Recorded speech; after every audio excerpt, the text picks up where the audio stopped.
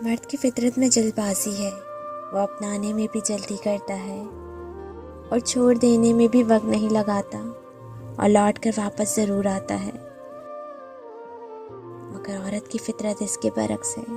वो कबूल करने में वक्त लेगी। वो मोहब्बत में जुनूनियत की हद तक जाएगी।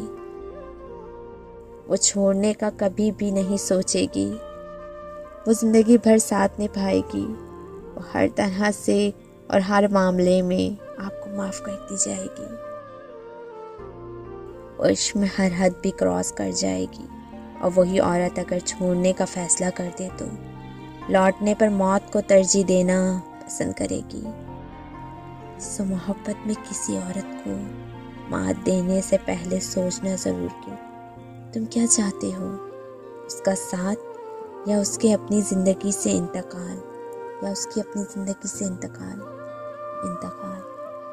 साथ या इंतकाल।